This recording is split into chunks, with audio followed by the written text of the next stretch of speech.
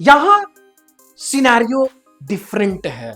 यहां जो exams and interview होते हैं वो different different companies and college conduct करती है। कोई एक सिंगल एग्जाम नहीं होता है। जीएमई एक ऐसा नहीं है कि जीएमई की फॉर्म ओपन हुई है, हजारों बच्चे फॉर्म फिलअप कर रहे हैं, उनमें से 200 स्टूडेंट सेलेक्ट हो रहे हैं। No, it is not like that. GME मतलब different different companies and colleges अपने फॉर्म रिलीज करते हैं एंड उन कंपनीज एंड कॉलेजेस की फॉर्म आपको फिलअप करनी होती है एंड वो आपको इनवाइट करते हैं रिटर्न एग्जाम्स एंड इंटरव्यू के लिए। एंड जो सिलेक्टेड कैंडिडेट होते हैं वो 1 ईयर की जीएमई ट्रेनिंग प्रोग्राम को ज्वाइन कर रहे होते हैं।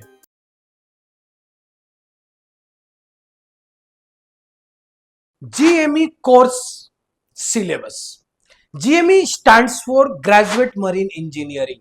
अगर आपने 4 ईयर बीटेक मैकेनिकल इंजीनियरिंग किया है, आपने 4 year BE in mechanical engineering किया है, 4 year BTech in naval architecture, 4 year BTech in automobile, तो आप ग्रेजुएट मरीन इंजीनियरिंग कोर्स के लिए एलिजिबल है। आज मैं बात करने वाला हूं जीएमई कोर्स सिलेबस।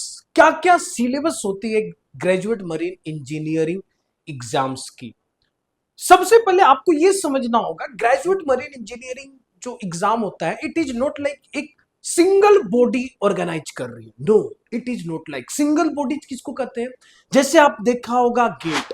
गेट एक सिंगल बॉडी ऑर्गेनाइज करती है IIT, Indian Institute of Technology. उसी तरीके का आप लोगों ने सुना होगा IIT JEE advance. JEE advance कौन ऑर्गेनाइज कर रहा होता है? Indian Institute of technology. Clear? But यहां सिनेरियो डिफरेंट है। यहां जो एग्जाम्स एंड इंटरव्यू होते हैं वो different different companies and college conduct करती है। Different different companies and college conduct करती है। ये आपको बेसिक जानकारी होना चाहिए। कोई एक सिंगल एग्जाम नहीं होता है। जीएमई एक ऐसा नहीं है कि जीएमई की फॉर्म ओपन हुई है, हजारों बच्चे फॉर्म फिलअप कर रहे हैं, उनमें से 200 स्टूडेंट सेलेक्ट हो रहे हैं। No, it is not like that.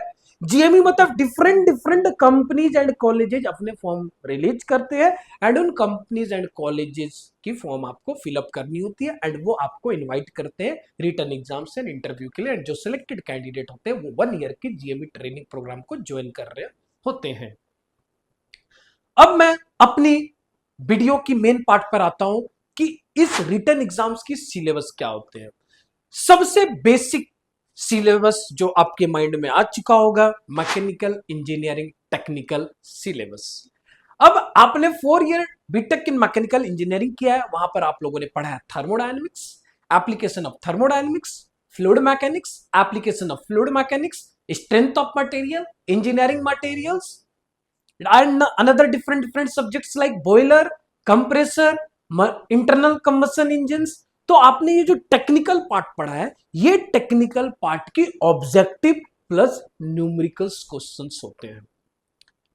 To be honest, level medium होती है। आप जो गेट की लेवल जो देखते हैं ना, उससे 5 टाइम्स लेवल नीचे होती है। गेट की लेवल की न्यूमेरिकल्स नहीं आती है। Basics basis formula based numericals आती है। जैसे इंजीनियरिंग मैकेनिक्स में एक फॉर्मूला बेस्ड न्यूमेरिकल्स आ जाएगी, थर्मोडायनेमिक्स में फर्स्ट लॉ ऑफ थर्मोडायनेमिक्स के बेसिस पे क्वेश्चन आ जाएगी, साइक्लिक प्रोसेस पे क्वेश्चंस आ जाएगी, रेफ्रिजरेशन पे heat rejection heat gain related questions आ जाएगी। इस तरह के बेसिक्स बेसिक्स न्यूमेरिकल्स आते हैं, फॉर्मूला बेस्ड न्यूमेरिकल्स आते हैं। अब मैं बात करूं ऑब्जेक्टिव क्वेश्चंस की, तो अगेन वर्किंग पे आएंगे, प्रिंसिपल पे आएंगे, कंस्ट्रक्शंस पे आएंगे। इस पे काफी सारे ऑब्जेक्टिव क्वेश्चंस होती है। तो ये ओवरऑल टेक्निकल होगी, मतलब आपको थोरोली मैकेनिकल इंजीनियरिंग के important subjects like IC engine, boiler, compressor, fluid mechanics, thermodynamics, strength of material, engineering materials, even sometimes engineering drawing से भी कुछ क्वेश्चंस आ जाती हैं। क्लियर? तो ये टेक्निकल पार्ट थी। अब मैं आता हूं non technical part, aptitude, reasoning and your English. तो एप्टीट्यूड की अगर मैं बात करूं तो बेसिक्स एप्टीट्यूड की लेवल आती है। जैसे नाउ अडेज आजकल जो आईटी सेक्टर में जिस लेवल के एप्टीट्यूड क्वेश्चंस होते हैं, जैसे एप्टीट्यूड क्वेश्चंस आ जाएंगे boat and stream related questions, profit loss related questions, discount problems related questions, area volume related questions, next is circle related questions, basics questions like permutations and combinations related questions, probability related questions। तो ये aptitude part है। Questions की level बहुत ही basics होती है। आप बोल सकते हो एक बैंक के क्लर्क जो एग्जाम दे रहा होता है ना, उसकी लेवल की क्वेश्चंस होती है। तो डेफिनेटली थोड़ा अगर आपने फोकस्ड रहा और स्मार्ट वे से आपको पता है कि किस तरह के क्वेश्चंस पूछे जा रहे हैं, अगर आप पढ़ाई किए तो इजी होती है रिटर्न एग्जाम क्लियर करना। अब मैं आता हूं रीजनिंग पार्ट पे। थोड़ी रीजनिंग पार्ट यहां पर आपको ट्रिकी दिखेगी, बट काफी इजी होता है। एक बार अगर आपको समझ में आ गया कि ये अप्रोच है रीजनिंग को सॉल्व करने की, तो आप इजीली वो क्वेश्चंस को सॉल्व कर पाओगे। तो रीजनिंग पार्ट की अगर मैं बात करूं तो first thing is mechanical reasoning. Mechanical reasoning में आपकी पुलिस टाइप ऑफ क्वेश्चंस आएगी, गियर्स रिलेटेड क्वेश्चंस आएगी। One gear is rotating clockwise, another gear अगर वो मेस उसकी मिस्ड है, ठीक है, बैकलेस है, तो वो किस डायरेक्शन में रोटेट होगी। इस तरह के क्वेश्चंस आते हैं related to RPM and all. Next spring related questions आ जाते हैं मैकेनिकल रीजनिंग्स में। Different different workshop tools related questions आते हैं कि आपको आइडेंटिफाई करना होता है कौन सी वर्कशॉप टूल्स किस पर्पज के लिए होता है। तो ये ओवरऑल मैकेनिकल रीजनिंग पार्ट थी। क्लियर। बैलेंसिंग वेट पे क्वेश्चंस आ जाते हैं। नाउ नेक्स्ट रीजनिंग पार्ट होते हैं डायग्रामेटिक रीजनिंग। यहां पर थोड़ी बहुत आपको एनालाइजिंग पावर चाहिए, बट उसकी भी रिविजन्स, उसकी भी फॉर्मूलाज होती है, वे होती है, अप्रोच होती है कि आप उन क्वेश्चंस को कैसे सॉल्व करोगे। डिफरेंट डिफरेंट पैरामीटर्स होते हैं, उन पैरामीटर्स को देखते हुए आप 3D रिलेटेड डायग्राम्स को सॉल्व कर रहे होते हो। स्पेशियल रीजनिंग्स होती है, अगेन 3D रिलेटेड डायग्राम्स को सॉल्व कर रहे होते हो। डाटा इंटरप्रिटेशंस रीजनिंग्स होते हैं, ब्लड क्वेश्चंस वाले रीजनिंग्स के आपको मिल जाएंगे, सीटिंग अरेंजमेंट रिलेटेड क्वेश्चंस मिलेंगे। तो ये ओवरऑल रीजनिंग्स की पार्ट है। अब लास्ट पार्ट आती है इंग्लिश। अब ये इंग्लिश क्या होता है? इंग्लिश यहाँ पर बेसिक्स इंग्लिश पूछे जाएंगे, जैसे आपने 10वीं 12वीं 10th और 12th में आपने देखा होगा कंप्रीहेंशन टाइप इंग्लिश आते हैं सीबीएसई बोर्ड में, उस तरह के इंग्लिश आ जाएंगे। एंटोनिम्स सिनोनिम्स पार्ट आ जाएंगे। Direct indirect speech related questions आ जाएंगे। Fill in the blanks, preposition आपको फिल करनी है, like in, the, a, an कहाँ लगती है, बेसिक्स इंग्लिश आते हैं। बहुत ज्यादा इंग्लिश की लेवल नहीं होती है एंड इंग्लिश पार्ट बहुत ही कम होता है। यस, बहुत ज्यादा इंग्लिश आपको नहीं पूछते हैं सेकेंड सेक्शन में, जो नॉन टेक्निकल सेक्शन है। नॉन टेक्निकल सेक्शन की मेजोरिटी पार्ट जो होता है वो आपकी होती है aptitude and reasoning. Apart from this कुछ कंपनी साइकोमेट्रिक टेस्ट भी लेती है। साइकोमेट्रिक टेस्ट की एक अलग से मैं वीडियो बनाऊंगा, लेकिन ये कोई टेक्निकल टेस्ट नहीं है। यहां पर आपको अपनी सेंस ऑफ ह्यूमर के अकॉर्डिंग आंसर करेक्ट करने होते हैं।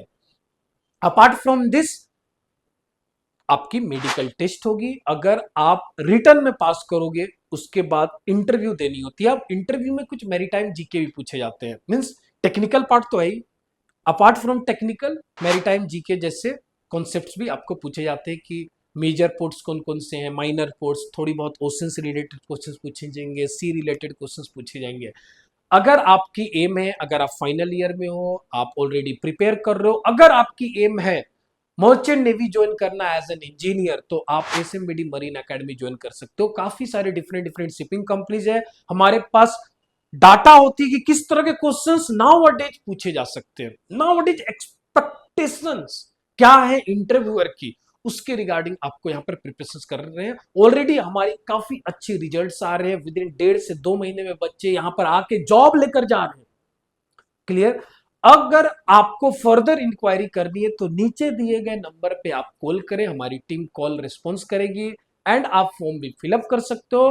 फॉर्म फिलअप करने के विद इन 24 आवर्स में आपके पास कॉल जाएगी, जहां पर आप अपनी सारी डाउट्स क्लियर कर सकते हो। तो ये है सिलेबस जो मैंने आपको शेयर किया।